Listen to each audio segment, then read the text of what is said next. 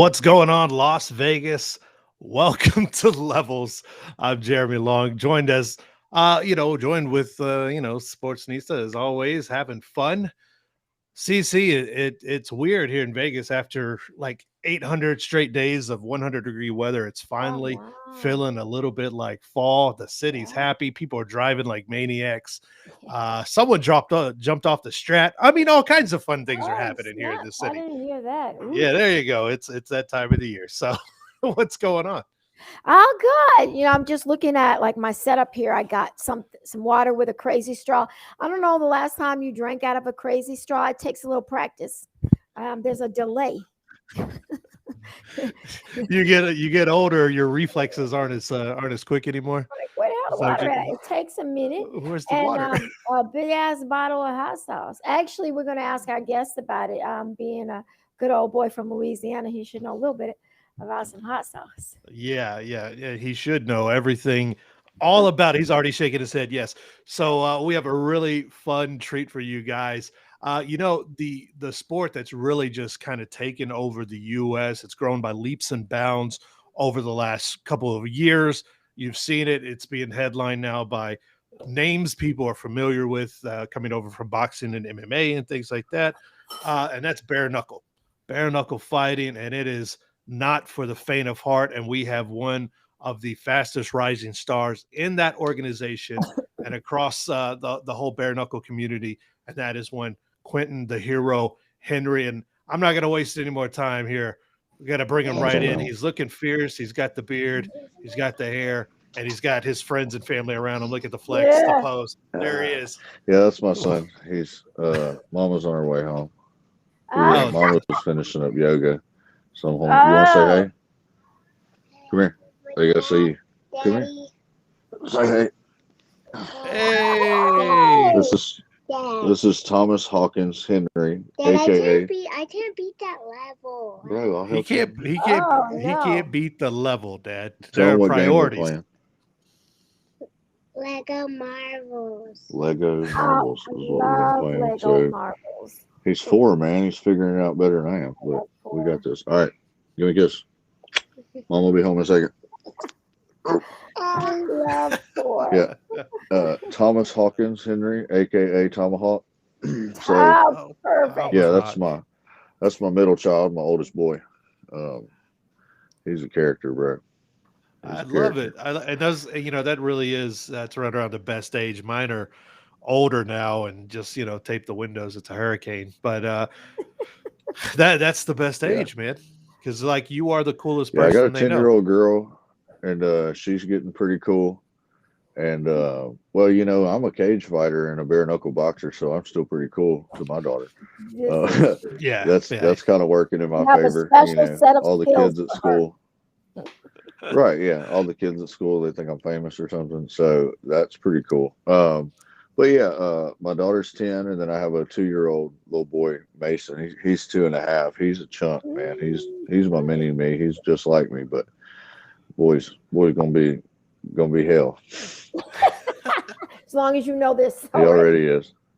Oh, we just start the morning out. I'll start the morning out. He'll be like, "All right, good morning." I'll be like, "Give me a kiss," and then he'll like sit over a second. He's like, "Bam!" Right in the chops, just sneak shots left and right. I'm like, "Damn it, boy!" Just That's and then we just get after it. First thing, as soon as he pops up in the morning, we're fighting. So I had to get on him the other day because he kicked his mama because he's used to doing that kind of stuff with me. Man, I oh. popped him on the leg. What you do that to your mama? And he's like, huh? I'm like, you know, but Yeah. And he yeah, doesn't daddies know are for yet, beating but up. you did that to save his life because Mama will put him in the dirt. Oh, no doubt. Yeah, I'm Jesus. just Yeah. trying to tell Because let me you. tell you, she'll snap on them sometimes, bro. They'll do something. I won't even say nothing. They'll just look at me. I'll be like, you done fucked up. You're like, All right, let me save tell you. me. Don't look at me. I can't save you. I don't know All why. right. I don't know what you're looking over here for. I'm like, whoo, you better go on. Just walk I, off from it. Like, shit, y'all did that. I ain't dealing with it. I I tell them just walk straight up, off. you done Nah. pissed her off. You better quit. Oh, Yeah. She gets this look, bro. My wife's fierce. You gotta see her. But yeah, they sometimes they say something, I just laugh. I'm like, all right, straight to your mama go down. on. They find out. Well, I would I used to imagine try and that interfere and kind of like cushion the blow before they did something stupid, but sometimes they just do stupid stuff, and I'm just like, that's it. Gonna learn today. Oh yeah, you- mama snaps, and then they get yeah. I would imagine that But I got pretty spouses good kids of for the most part. They listen pretty uh, well. spouses of fighters would have to be a special breed anyway, because they're already married to a special breed of person that gets into a cage and punches other people in the face for a living. So whenever you approached your wife, I know you have a long history in MMA and boxing and things, but whenever Right. you approached your wife and was like, "Hey, I'm going to do this bare knuckle thing," what was her initial reaction? Well, with my wife, I just led with they're going to pay me $2,000, and it's bare knuckle. It's kind of how it started out, and then she was like bare knuckle because I'd talked to her about doing it before because one of my teammates had done it, the first one they had in Mississippi, and we went and watched and cornered him. I was like, man, if they called me to do that, I was like, I'd have to do that, and so then that's what ended up happening. A few months later, I guess it was like 6 months later, or I know maybe it was like a year later or something. It was a while after. But I mean, she was nervous, especially back then because it was so new. You hadn't seen that many bare knuckle fights. It was just kind of like, you hadn't seen. I don't think the Artem Jason Knight first fight had happened yet. I think that was right after my fight, and so.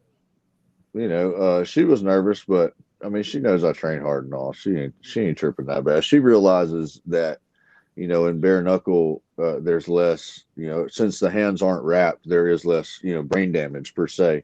There's a lot more like superficial damage, but we're already married, so be She all right. signed a contract, and that's that. Yeah. She ain't tripping. You know what I'm saying? I got this forehead. Most people don't see this forehead, but sometimes it blocks the TV. When we'll be trying to watch TV at night. This thing like sticks out. I usually get good camera angles so you can't see it. Oh, here's my other one. Come here. Oh, This is the baby. look, he's got a mullet like me. Look, in the American flag. Look say at hey? those, Say hey, those Mace. some bright eyes Oh too. my goodness, yes. Look this way so you can see your mullet. I love it. What? I love it. Is he The wrestling mullet Big is Brother? What's that? Is he wrestling Big Brother? Yeah. Oh, Like a baby man. cub? Yeah, he does a lot of times. Yeah, they fight back and forth a lot. I'm always like, not in the face, that kind of deal. Go never Thomas. Yep, go never Thomas. But yeah, this is my life, man. Chase these little heathens around. But yeah, she's cool with it. It's what I do for a living, and I was fighting when we met. Bro, stop. I was a firefighter for 9 years, so bare knuckle boxing, running into burning buildings, it's one or the other. So this is kind of the life I lived anyway. Yeah, I know. But yeah, so she handles it pretty well. She's gotten better over the years. We're talking with I'm just imagining like this little one. He is too adorable to like walk up to you and like pop you in the face. I'm not believing you on that one, Dad. You better go on. He's trying to test me now. Look, he's plotting on me. He's trying to climb this ladder and go around me. Yeah, so he can elbow drop me off this bunk bed. Go on.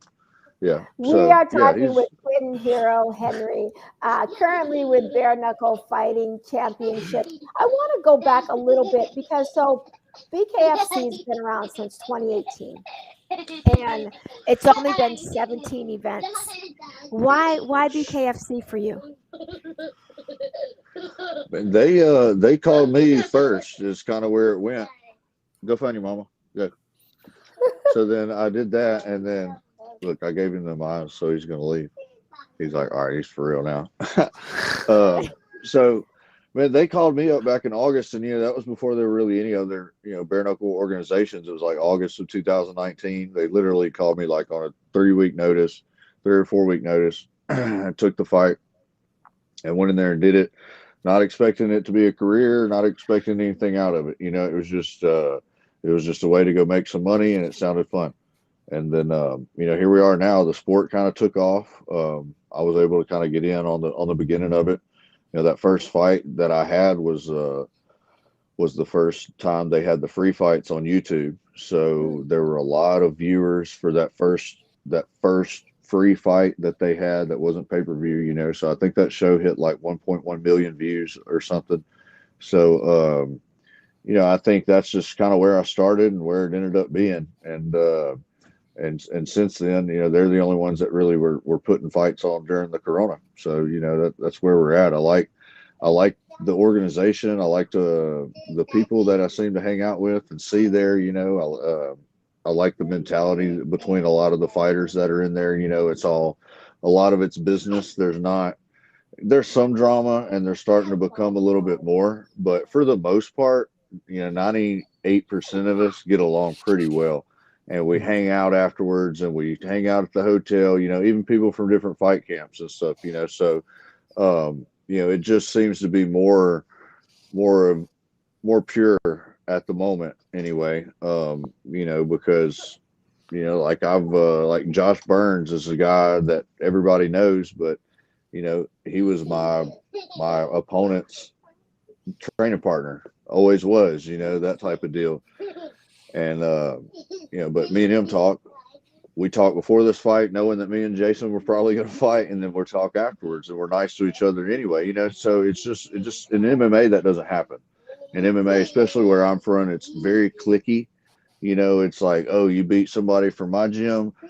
No, bro, we can't be cool. That kind of stuff like that. And bare knuckle, it just seems to be a lot more professional between the fighters for the most part. I mean, I know you see the thing with like Lorenzo and Hector and a couple of things like that, but those are situations that are being somewhat instigated, I guess, in the sense that it is common for after a fight for the challenger to come up and say, okay, yeah, we're going to fight next. That's a thing that happens commonly, but they didn't know that he was going to run up on the dude like that when he got up in there, type of deal. And that was something that as a young organization you have to learn, like, hey, next time we ain't letting them just get right up in between each other, because because Lorenzo is going to get up in their face and Hector's going to hit him.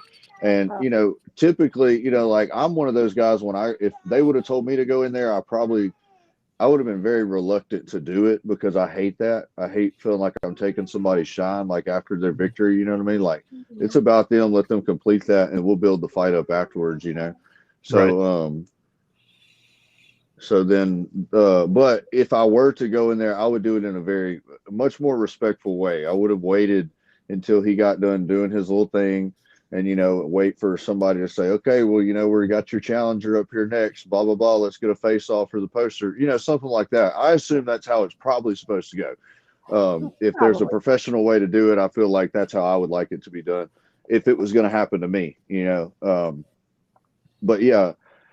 It's not cool that Hector cheap shot at him, but it's also not cool. I understand where Hector's coming from because it's like, hey man, like don't be pushing up on me in the middle of this thing. I just want to fight, like, that type of deal. But, like I said, it's sometimes situations turn volatile that you don't expect. And, but yeah.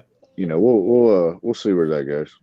Yeah. And, I mean, Hector was still in fight mode. I mean, just like you said, just a couple of minutes before that, he was, throwing punches for real. And all of a sudden, his next opponent or just another guy, it doesn't matter who it is. It could have been anyone walking there and acting pretty aggressive. But, this is the sport as well. I mean, we've seen it in Strikeforce before. We've seen it in UFC, Conor McGregor and Habib Nurmagomedov and the melees that go on there. This is not a happens. These aren't ping pong tournaments.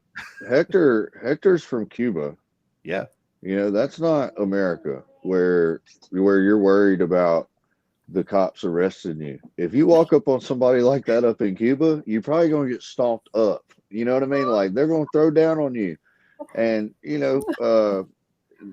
this is America, but at the same time, bro, you got all that adrenaline pumping from this fight you just had.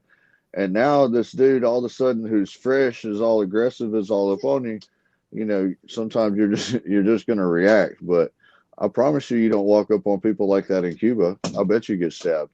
100% you get stabbed right between your third and fourth rib, right there. That's where they aim. Specifically. Whereas yeah, you're from Monroe, Louisiana. West Monroe. West. Oh, okay. West There's a Monroe. Monroe and a West Monroe. You got to get it right in these streets. Right. Please, right. I don't want to get stabbed between my 56. Right. But you were a firefighter for 9 years. Right. How long you been training in MMA, and how did you make the transition from a traditional job, although running into fire ain't all that traditional, but to deciding that you were going to pursue this thing by putting people's lights out? I was a fighter way before I was a firefighter. That was I started training martial arts when I was 4. I started taking Taekwondo. I ended up getting like a black belt by the time I was 12, and I did Taekwondo off and on probably till I was 14. In between different sports, because I always played every sport there was. And then I started boxing when I was in like the 4th grade. My dad always did. My dad's a 3rd degree black belt in Taekwondo. He coached. He didn't own the school, but he coached there. So you had no choice. You were going to be in Taekwondo regardless. Well, I mean, it's just what we did. My dad also trained in Jeet Kune Do with a guy named Debs Laird, who trained under Paul Vunak over in California. He was, strangely enough, he was a cop here in town, and he started up this gym at the Taekwondo school with this little group of guys doing Jeet Kune Do. So, I would be the little rugrat running around class, when they were in there grappling and stick fighting and knife fighting and everything else they were doing. So, and it's just what I grew up doing. It wasn't anything weird. It was like, some people's dads go fishing and mine fights. So it's just what we did. And I liked it, so it was fun. And, so then I think I started training MMA when I was 16. So my dad actually finally opened up his own place that was centered around like a Jeet Kune Do school when I was like 15. And then when I was 16, MMA started kind of getting popular.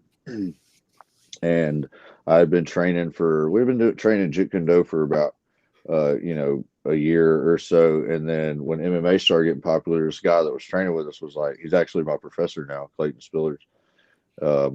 He's a black belt. And he came up, and he was like an ex-Marine, or is an ex-Marine, and all this, and had done some tours and stuff. And he was like, man, I signed up for this MMA fight that they're doing in Monroe. And we're like, what? What are you talking about? He's like, yeah, it's in 8 weeks or something. I'm like, oh, shit. Okay, well, what are the rules?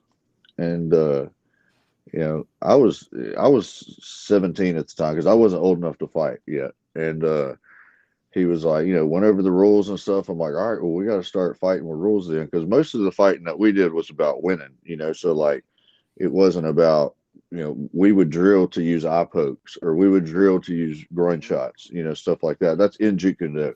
There's even Kinemutai is a art based around pinching and biting. And, there's moves in Jeet Kune Do that are just to get to a position where I can bite you, so you take that kind of stuff out of there, and we just kind of adapted. And at the time, the sport was super fresh, and it was really new as far as being able to explore different avenues that hadn't been explored yet. I think this was probably like 2007, 2008, which has been, probably what's that, almost 20 years into the sport originally in 92, but it was just when it was getting popular, like with the Ultimate Fighter had kind of come out around that time, and all of that. Yeah. Never Back Down. I remember when that shit come out. We were already training before Never Back Down come out. Just so you know, I was training before that movie come out. So, oh man, that shit! I had so many frequent flyers come by for that after that movie came out. But yeah, anyway, so we started doing that. We geared towards it, and since we were in Jeet Kune Do, the idea is to be adaptive anyway. So we just kind of went with it, and we ended up being pretty good at MMA, and we just just stuck with it. And here we are. I'm 32. I got a MMA / jiu-jitsu bare knuckle boxing school, and I'm traveling the country kicking ass. You had mentioned you started Taekwondo when you were 4. We've been doing Taekwondo Right. in my house since my son was 4. He's about to get his brown belt, and we're practicing side kicks. I had to let him know. Okay, we're sparring, but I'm still your mother, and I needed him Right. to feel me at some point Right. because he's still feeling his power and his strength. He's quicker than I am, but I'm stronger, and so I have to put him on the mat a few times. Right. But we do have a 6:30 class tonight, so we're going 4 days a week now, and we're in competition. But my side hurts, man. So when do your kids start martial arts? Man, I teach my kids how to bridge within probably all of them knew how to bridge and shrimp by the time they were probably 2 or 3 months old. So like when I change their diapers, I tell them, I'm like, all right, bridge, and bam, they pop up to bridge. And so I've grappled with them since Wow. they were babies, playing with them, so my son just started taking like the actual class, and he's 4. My older son's a little more like my wife. He's pretty content with things, He's just like I'm super competitive, and my wife is too when she starts competing. But he's very observant with stuff. Yeah. So He's he's just old. now getting to the age where he'll stay in there and fight for the whole class. But he's not bad, and he just doesn't have anything to prove. You know what I mean? He's not that kid with that chip on his shoulder. It's like I'm like, yeah, dude, but you'll know how to fight. He's like, I don't need to fight, Dad. I'm like, yeah.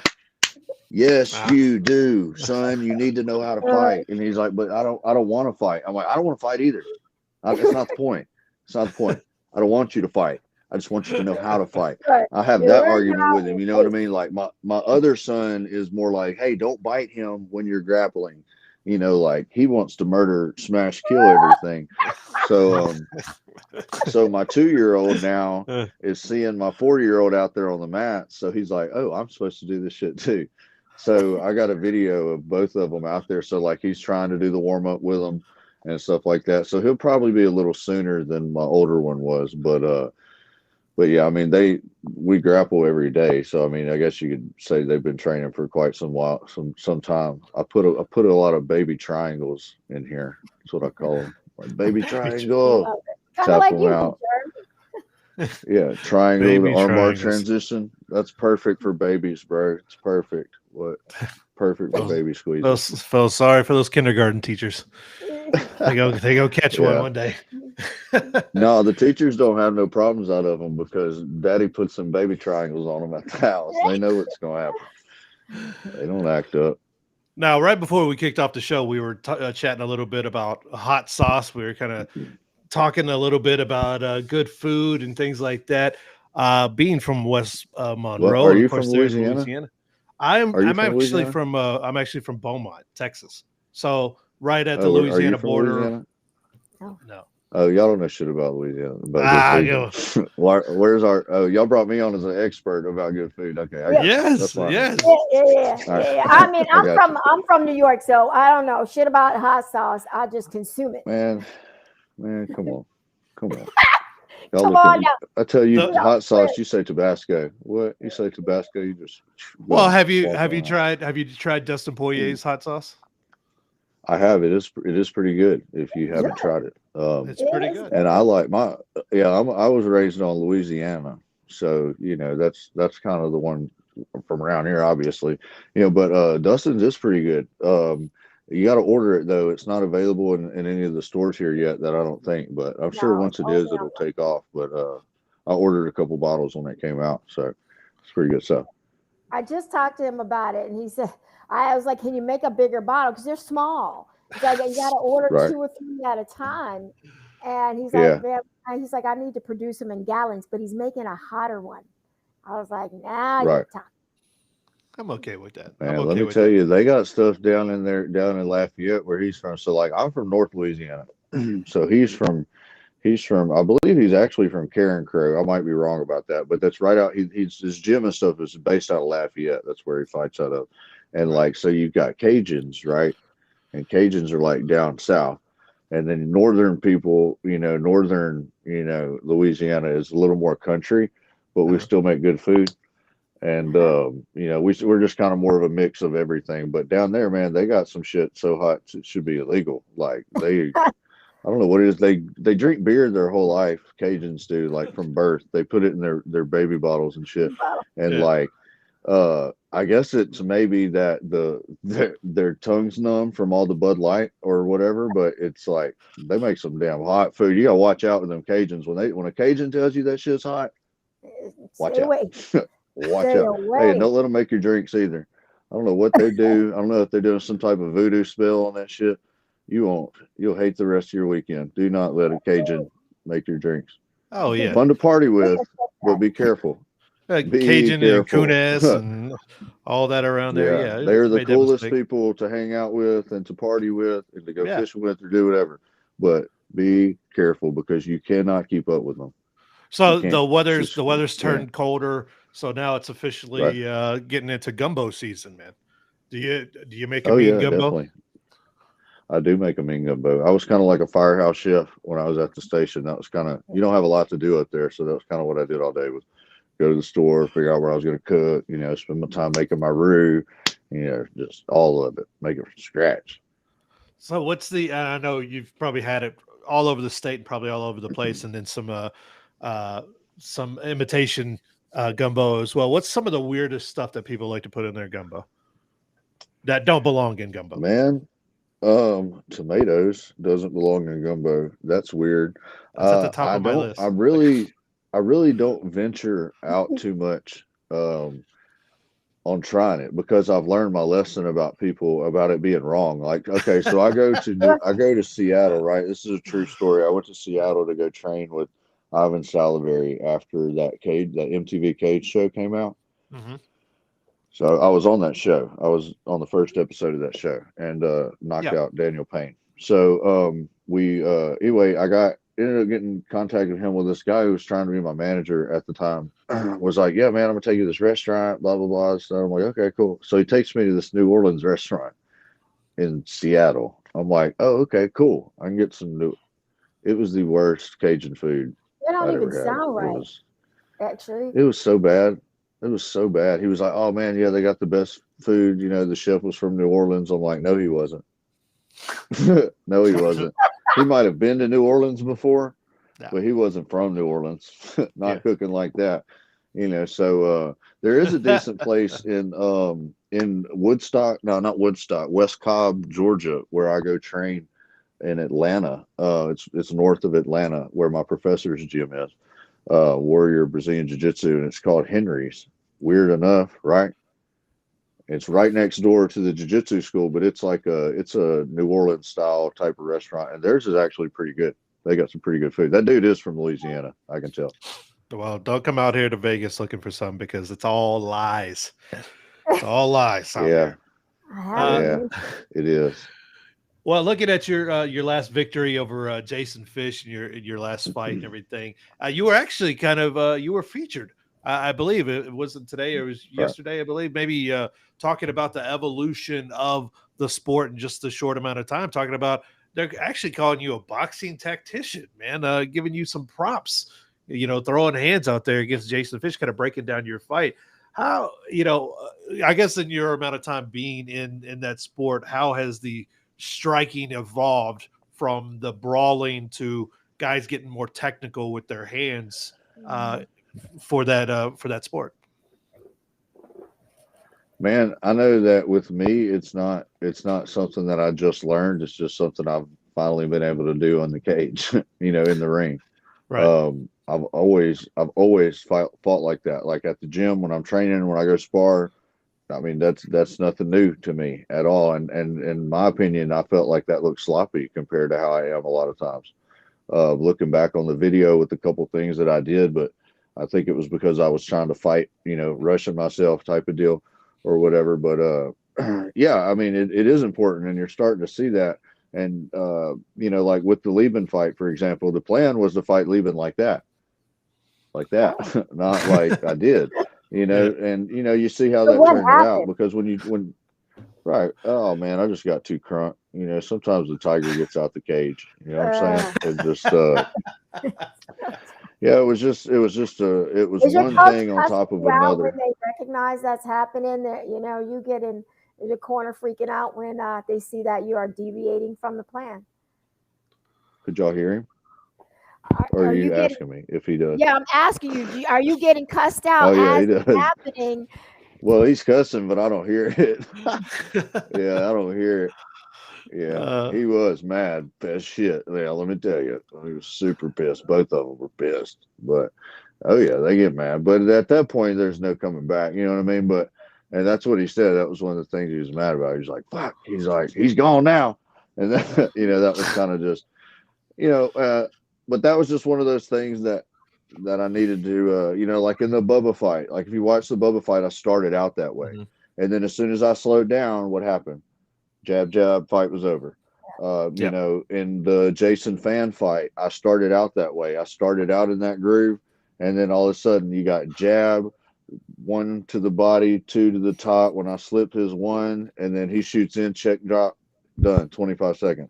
It Mhm. was you got in there with Lieben. I was winning at the very beginning. I was throwing punches. I was landing my straight right. I hit him with a body shot that made him make a noise like he had an impaction or something. And it was solid. And what I was moving too fast almost. It was like I was in fast forward, and he baited me with that shit. Like I don't know, like I thought we were both going to do this when we came in there to fight, and that's not what happened. It's like he set me up for that, and then he took a step back, which completely just fucking threw me off for one. And I've never seen him do that, to be honest with you. So I mean, even on Anderson Silva, he was stalking Anderson Silva down before he got hit.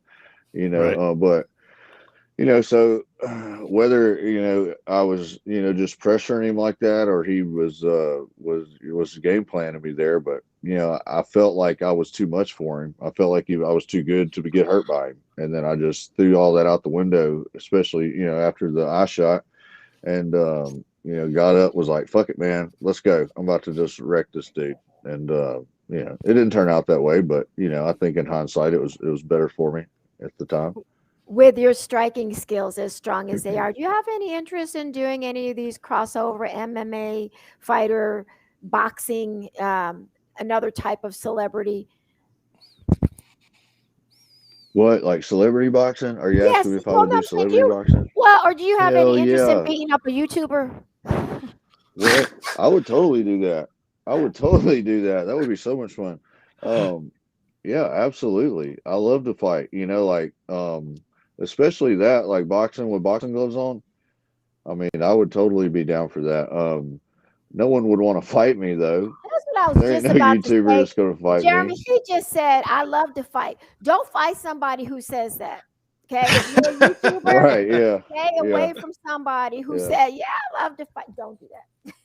Yeah, I mean, there's a bunch of people trying to call Jake Paul out, so I'm not trying to be that guy, but I do want to go train with Jake Paul. I think that would be cool if I could go train with him, and then, maybe because I like him. I think what he's doing is pretty, what he's doing that people don't like is a business.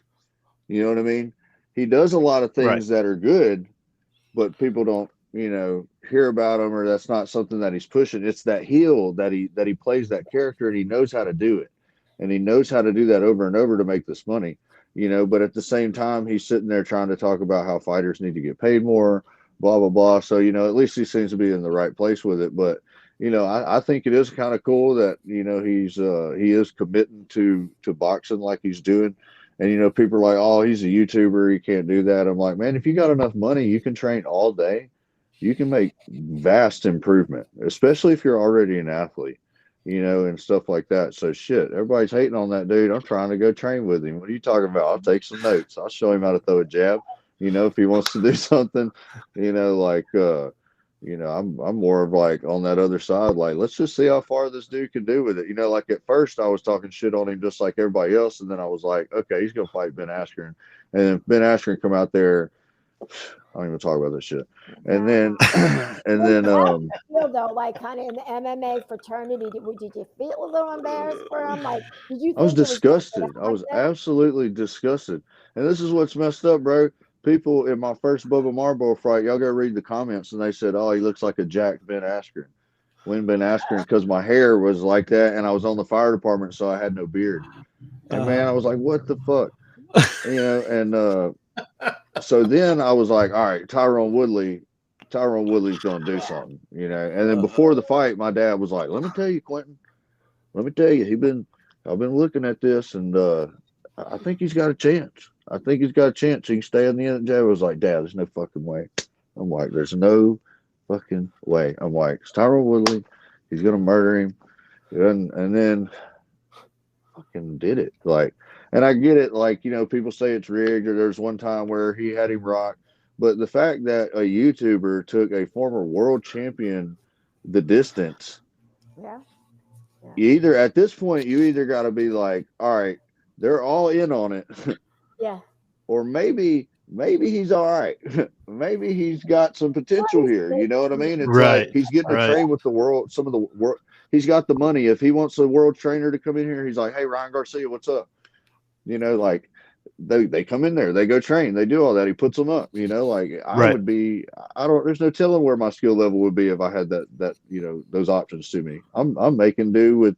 I'll pick up a bum on the corner of the road looking for spare change. Working. I'll be like, "Hey man, you want to come spar? Like I'll pay you $20." They won't do it. Yeah. Like I said, Shit. don't take him up on. Yeah. Yeah. The Hey only man, you ones want to come that'll do spar? it are too drunk. Yeah. The only ones that'll do it are too drunk to get in the cage. Yeah. It's like, Yeah. shit. You That'll be a watching lawsuit. I know what he's looking for. He's flopping on this shit. Yeah. There we go. Like he's really gonna put Well, a good one up.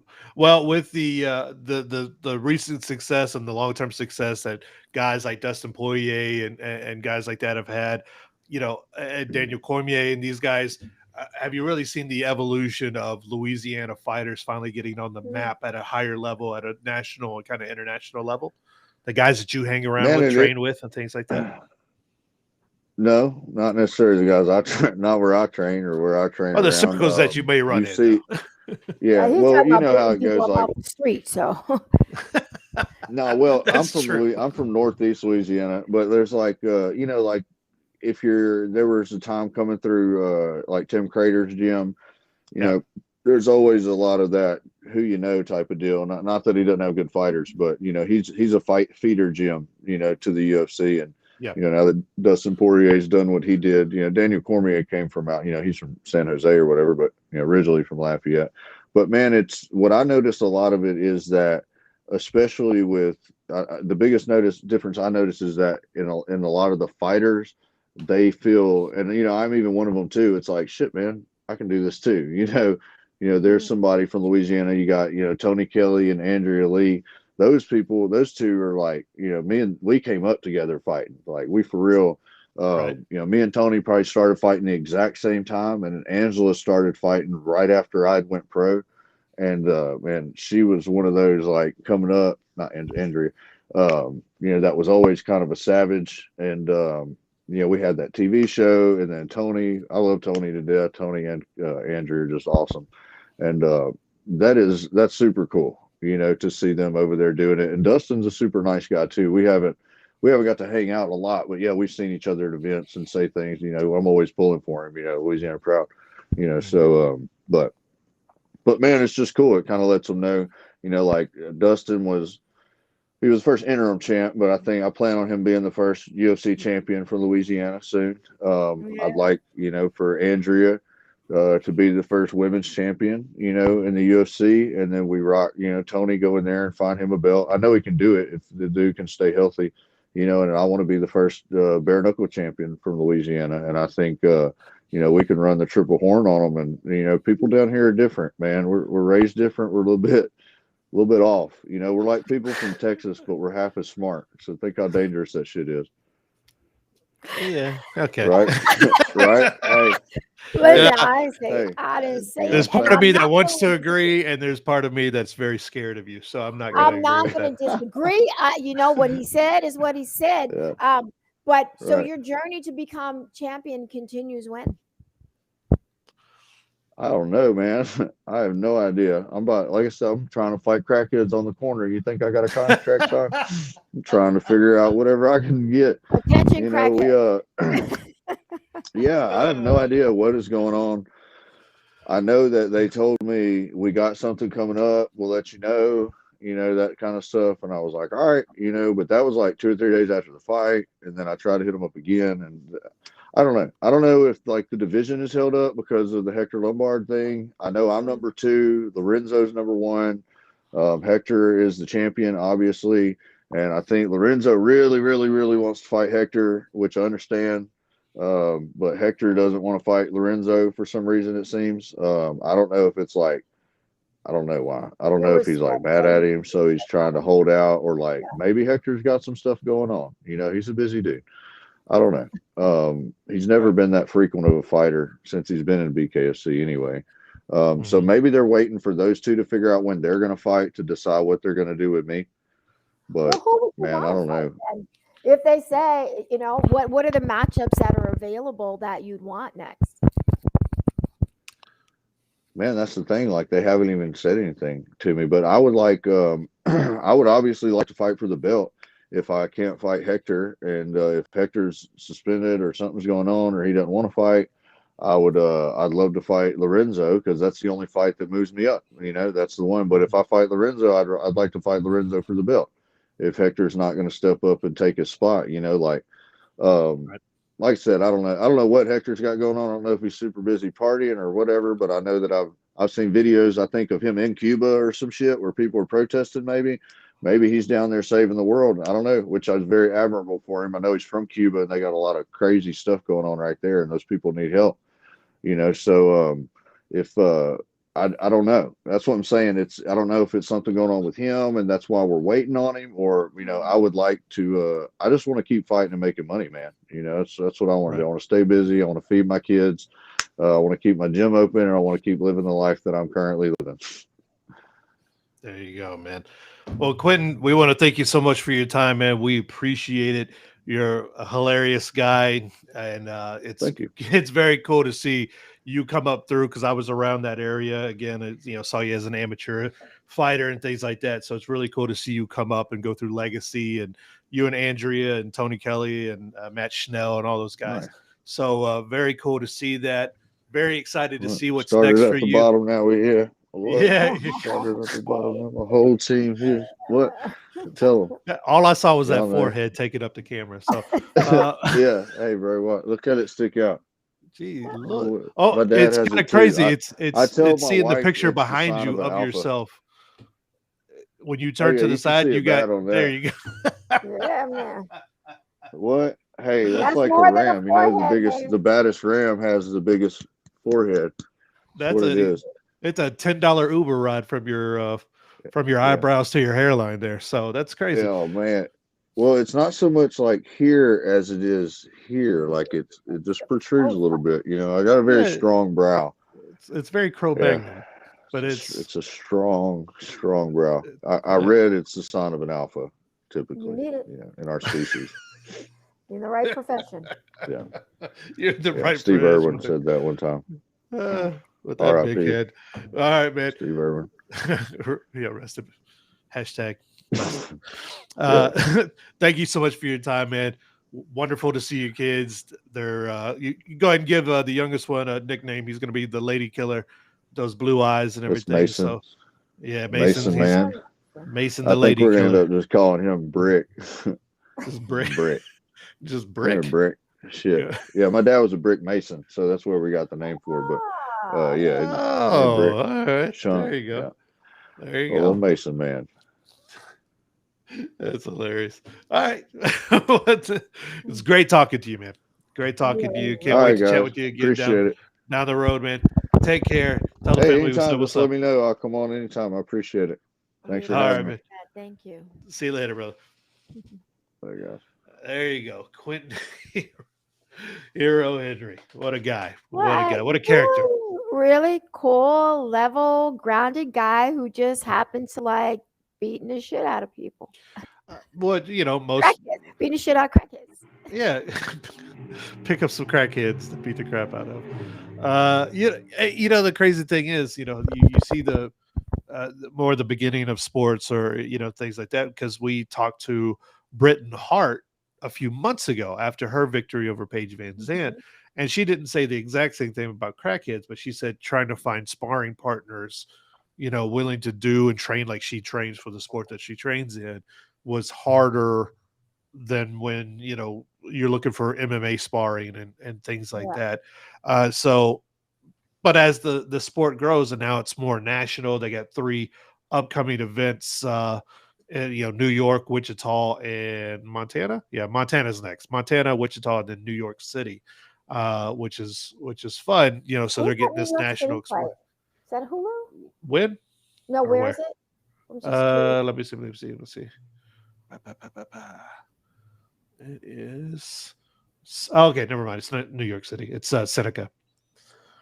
Okay. Seneca, New York. So not quite New York City, but it's November 6th and headlined right now by Beltran versus Adams. So for the heavyweight championship. So, but as they grow and get more uh, investors and more airtime and more exposure, the more eyeballs. There you go. And when you There's get, enough people who still want to see fighting. oh yeah, You know. fighting of every kind. And this, bare knuckle is good for the just bleed bros. They think wrestling and jujitsu are boring and start booing the instant someone gets taken down to the mat. This is perfect for them because they don't, let me tell you, they don't understand boxing because they complain about boxing as well. So this is perfect. You This know is what? no gloves, just This is taped up. fighting. Do your thing. Before we go, let's talk about your boy, Mhm. Jaboy, who had a hell of a weekend in Vegas. Mm, Can't get right. John Jones. Talking about John Jones, and this is just a few hours after his fight with Alexander Gustafsson was uh, I want to say immortalized, enshrined. There you go, Mhm. enshrined in the UFC Hall of Fame. A few hours later, about 5:45 or so in the morning, he's arrested in Las Vegas. What do you know about this situation? What have you heard, and what have you seen, CC? It's bad. It's a damn shame. So, yeah, let me start back on the red carpet. He was in really good spirits. And ironically, he said he wanted to spend his time doing things to get more legal attention instead of illegal attention. And so, but John Jones is someone you can talk to him and he could say very nice things. And there's something there where he will just snap your neck in the next second. There's always something a little bit off with him, which is why I believe that if he wasn't fighting, he would just be permanently locked up because he just can't. He's got a lot of demons. So that happens, and then according to the police report, the fiance was downstairs this was at Caesar's Palace with, I believe it's 3 kids, and asked for help getting into, she couldn't find the hotel room key, and the security guard is looking at her, and there's blood on her clothes and on her lip, and they get her upstairs and they realize there's blood all over the bedding. So something happened. They ask her what happened. She's like, not much, like, did he hit you? Not really. He pulled my hair. Clearly, there's evidence that something else happened. And they find John in the street somewhere, not exactly certain exactly where he was, but he's outside. He's not easy to miss. So not hard to miss, rather. He's probably like 270 right now. He's very big man. And he's been partying for several hours. And at one point, when the police arrive and they get him in custody, he bangs his head on the vehicle. So now the charge has to do with domestic violence, also with harming a vehicle. And I thought it was his vehicle. No, he headbutted the police vehicle, and while he was handcuffed, asked them if he could take them all on and let's see how it goes, how they would fare. They didn't think it was funny, and so he's got to Yeah. have other conversations with law enforcement coming up. Yeah, yeah, and then with all the thing, I mean, I've seen different reports where the police said that the fiance said that she had chapped lips, and that's where the blood came from, All over the sheets all over the sheets and all over herself. That is some damn chapped lips, in front of the if that is kids. the case, in front of the kids. Here's what you know. It's sad that these situations are going back to back, but you look at the case of the young woman who was missing in the national parks Yeah. Mhm. and then later found dead, and now her boyfriend's on the run. And we saw the police video released of those incidents where something multiple times, multiple instances, something happened, and the young woman didn't want charges pressed. They didn't, there's a psychology to it with Yeah. victims and their abusers. John Jones, look, I'm not talking about John Jones inside the cage, okay? Because every time you talk about this shit online with people, people want to bring up, oh yeah, well, he's still the greatest of all time inside the cage. I'm not talking about fucking online, okay? I'm not talking about in the cage shit, okay? John Jones is unquestioned in the cage. I'm talking about the human being. And there's a little bit of a sociopath kind of tendency with this Something guy. wrong. And if this much stuff gets leaked out, how much other shit do the people who hang around him keep down and cover up? Because even his posts after all this was about him Working turning this out. into a positive, how he's going to stay away from alcohol. And that's all well and good. But that doesn't even touch what actually went down. And regardless of what people are going to say, because you got to say allegedly and all this other bullshit. And the fiance is used to it. She's not going to fucking, press charges. But when the kids are there and they're the ones saying, hey, you need to call the cops. Yes, the child said, "Can you call the cops?" The child suggested it. I mean, at 34 years old, I know the Just Bleed Bros just want it to happen. They want him to fight Francis Ngannou, but where is the hate? Where's the energy for, that people like to use against Greg Hardy? Where's that same energy against John Jones? Why? Because of his greatness in the cage. Honestly, if this guy wasn't so great, he probably wouldn't be fighting in the UFC. I mean, Dana White's kicked out people for less, but because he makes money trumps all. Unfortunately, it just keeps on feeding this cycle. And, there you go with this. But, anyone with half a brain knows what happened. Right. And And I because stood next to this guy. He is a terrifying human being. And I'm just thinking, as a woman, with that kind of skill set that he has and that uncontrolled rage, what that was like for her and those kids to experience. Yeah. And she had to get the hell out of there. And they had to get the kids out. And it was probably like, a bigger suite. So who knows what it was like to try to escape out of there if they had to just wait through the storm and he had to leave for them to actually get, who knows? But it was terrifying for them to endure. And Dana White has a real decision to make. I think this is a watershed moment because you have a guy who is inactive and has been inactive for a while in a division that's new to him. And outside of saying that if you put him on a card, he's going to make a lot of money, do you need him? From a business standpoint, and what do you stand for? You cannot say that it's okay to have this guy in because he makes us a lot of money and let's have the legal process pay out. Because after a while, this is who you are then. It's who you are. Yeah. And, the thing is, and I'm not saying people can't change and blah, blah, blah, all this other stupid shit. Well, I'm saying Dana White made peace with that a long time ago. With the shit that gets reported and the shit that doesn't get reported in UFC. And both of us have covered UFC for years, credentialed to events and credentialed into gyms and all this other stuff. And we know so much other shit that goes on that never makes the news, that never touches the front page of MMA Junkie because they're not going to fucking report on it. and lose their access to any of that UFC stuff. But it's amazing. It's amazing. It's disgusting at the same time.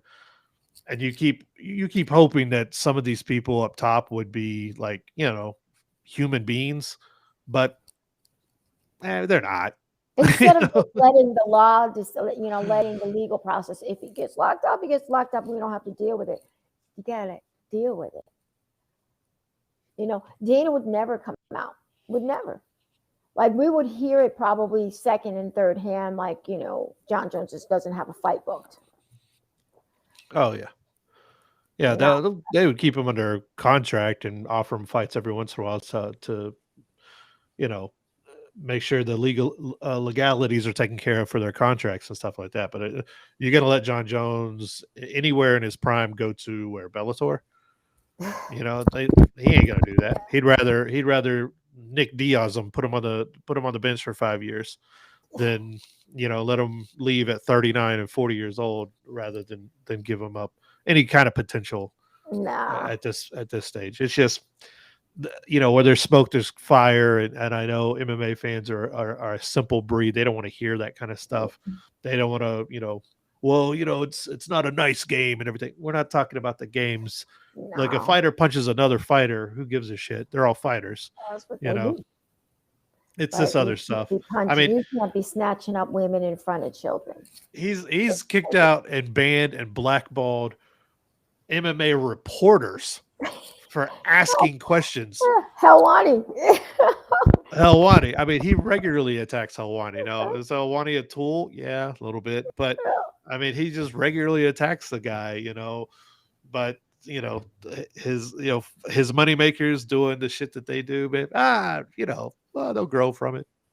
Yeah, it's disgusting, man. I can't even. And even though it was John Jones, I was still shocked.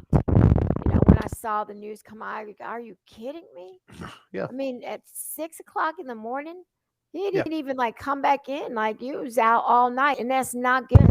Like, they stopped bringing him to Las Vegas. Bring him in and then send his ass out. Can't stay. Can't stay. But honestly, I don't want to see him fighting again in the UFC ever. I mean, I don't think a suspension is warranted. Like, how many chances you get? Right. Chance after chance after chance. You had a good run. You're in the Hall of Fame. You've made a whole lot of money. You've been champion. You got popped while you were champion a couple of times for fighting dirty. So listen, you had the whole spectrum. Good luck. Yeah. Go get some counseling. You've done it all. Keep your hands. Turn it off, But egos and money. There you go. So, all right. Well, that was fun. Yeah. Quentin Henry, thank you so much for taking time with us. We appreciate it. For everyone that tuned in and shared the videos and everything. So we're back, and we're back officially. And maybe tomorrow. Maybe tomorrow we have something else. We're waiting on somebody that y'all really, really, really want to hear from. I thought he was going to come through tonight, but he is in camp. And we don't usually talk to fighters in camp, but he offered. And so I was like, we'll figure it out. We'll figure it out, man. But like us on Facebook and Twitter and everywhere else that you can find Levels Podcast. And we'll keep doing the damn thing. Right on. Yeah, we'll keep doing it. All right.